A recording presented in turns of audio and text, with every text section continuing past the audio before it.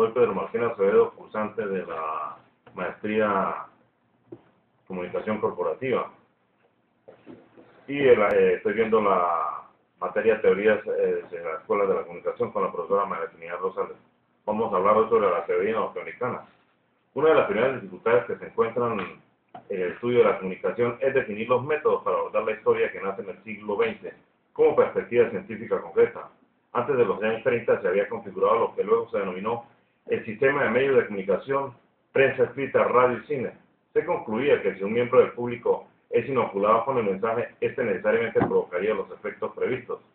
En los años 40 y 50 se desarrollaron otras complexiones cuyo objetivo se dirigió a señalar las mediciones sociales y psicológicas presentes en el proceso de comunicación.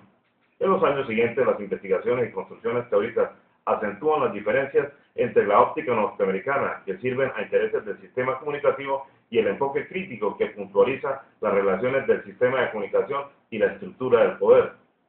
En el estudio de Vidal se presenta la distinción entre transmitir y compartir la comunicación.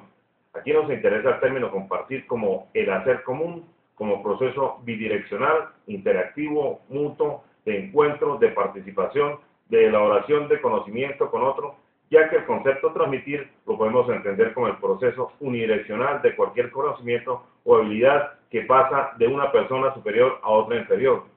Para el estudio presente se asumen dos métodos tomados de las ciencias naturales que dividen a los investigadores teóricos en dos grupos: los que afirman que la constitución de una ciencia de comunicación es factible y deseable, y el de quienes aseguran que la comunicación es un proceso social amplio y complejo que necesita un abordaje interdisciplinario. Los primeros se identifican con los enfoques positivistas desarrollados principalmente en Estados Unidos y los segundos con los enfoques críticos desarrollados en Europa. El enfoque positivista, además de imitar el método de ciencias naturales, es decir, el método empírico, y de exigir neutralidad, busca estructura leyes intercambiables y no cuestiona el papel de los medios masivos de comunicación en la distribución desigual del poder. Entre las características del positivismo surge en el siglo XIX y a comienzos del siglo XX. Tiene dos fuentes primarias. Por un lado, la concepción newtoniana del espacio, totalmente mecanicista, y que fue aplicada por los empiristas ingleses a los animales humanos.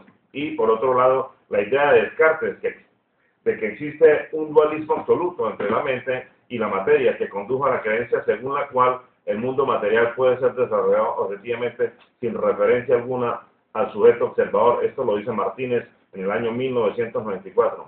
Este conocimiento presenta las siguientes características: racionalidad formal. Las organizaciones se convierten en estructuras cuya forma, relaciones, reglas y operaciones son objeto de estudio, así como las estructuras cognitivas y lógicas con una relativa independencia del contenido concreto de pensamiento, porque, como ya se ha dicho, la racionalidad moderna obedece a las coordenadas físicas y actúa conforme a un plan que puede reducir todas las proporciones del cálculo matemático.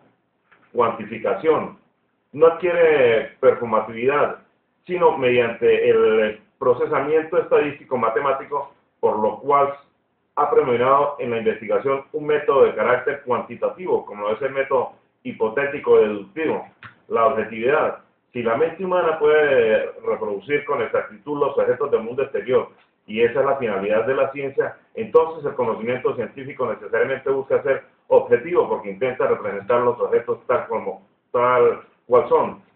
Sistematicidad. Es un orden civilizatorio construido por organizaciones donde las funciones de cada quien son controladas rigurosamente. Los procedimientos para alcanzar el saber científico no podrían ser menos controlados y sistemáticos. Generalidad, nomoteticismo.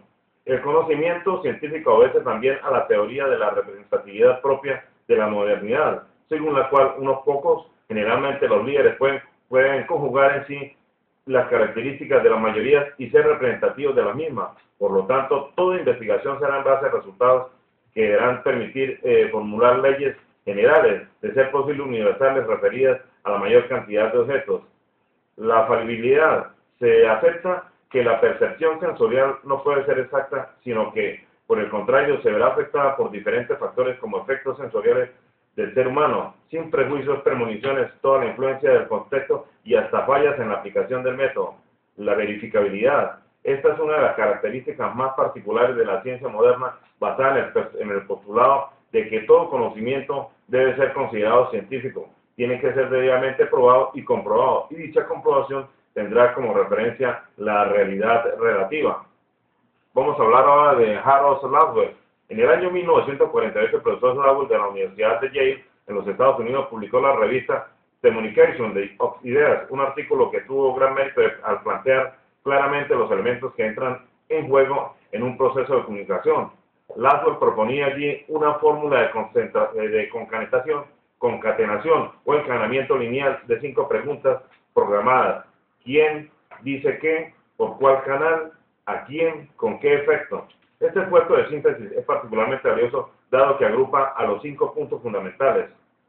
Otro de los personajes de la literatura, de la comunicación norteamericana es Albert Bandura, es creador de la teoría social del aprendizaje que se centra en los conceptos de refuerzo y observación. Sostiene que los humanos adquieren destrezas y conductas de modo operante e instrumental y que entre la observación y la imitación intervienen factores cognitivos que ayudan al sujeto a decidir si lo observado se imita o no. Los niños, afirma Bandura, la observación es imitación, se da a través de modelos que pueden ser los padres, los educadores, amigos y hasta héroes de la televisión. La imitación puede darse en los siguientes factores: por instinto. Las acciones observadas despiertan impulso instintivo para copiarlas. Por el desarrollo, los niños imitan las acciones que se ajustan a sus estructuras cognitivas. Por condicionamiento, la conducta se imita y refuerzan por modelamiento. Conducta instrumental. La imitación se vuelve de un impulso secundario por medio de refuerzo repetitivo de las respuestas que igualan las de los modelos. Laswell, sociólogo y comunicólogo austríaco que pasa por ser uno de los fundadores del análisis psicológico norteamericano sobre los medios y de forma especial sobre sus efectos en la formación de la opinión pública. La evaluación de la recepción se hace a partir de una consideración segmentada de las audiencias y no como un todo uniforme, como lo habían observado anteriormente analistas. Por otra parte está David Berlo. Partiendo de los trabajos de Shannon y Weaver, así como los de su profesor Ulrich, Berlo planteó un modelo que buscaba explicar las relaciones entre procesos de comunicación, aprendizaje y comportamiento. Berlo hace referencia a 6 elementos básicos de comunicación, los mismos que ya habían trabajado Shannon y Weaver. Sin embargo, su modelo plantea que al tratarse de comunicación persona a persona, fuente y encodificador pueden ser agrupados como pueden serlo asimismo el receptor y el decodificador. Este modelo expresa cómo la fuente de comunicación determina la forma en que se propone afectar al receptor y luego codifica un mensaje con la finalidad de producir en el receptor la respuesta esperada. Eso es todo. Muchas gracias.